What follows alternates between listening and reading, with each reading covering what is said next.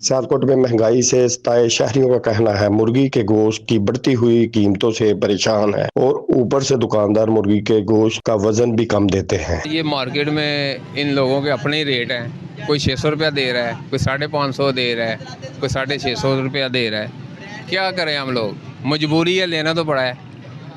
तो मेरी आपसे यही रिक्वेस्ट है कि आप इन चीज़ों पे ऊपर फोकस करें कि लिहाजा कि आप ये लोगों को चीज़ें तोड़ रहे हैं, ये छप्पड़, ये दुकानों के आगे चीज़ें तोड़ने से क्या बनेगा? आम आदमी को क्या फ़ायदा इसका? फ़ायदा तो इन चीज़ों में है ना जो लोगों ने इस्तेमाल करनी है। इन चीज़ों पे फोकस दें। आगे से रमज़ान आ रहा है, हमारे रमज़ान से पहले ही चीज़ों का रेट इतना हैवी हो जाता है कि आम आदमी की पहुंच से दूर है हर चीज़।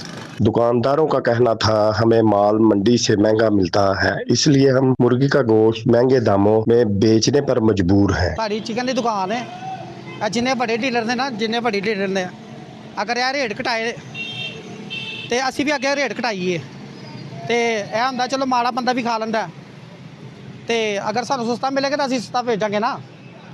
प्राइस कंट्रोल मजिस्ट्रेट की मुबैना गफलत से नाजायज मुनाफाखोरों की चांदी हो गई है। जिला इंतजामिया को चाहिए कि मसनूई महंगाई को कम करने के लिए अपना किरदार अदा करे। कैमरामैन टीम के साथ राना जवेद इकबाल, सियालकोट।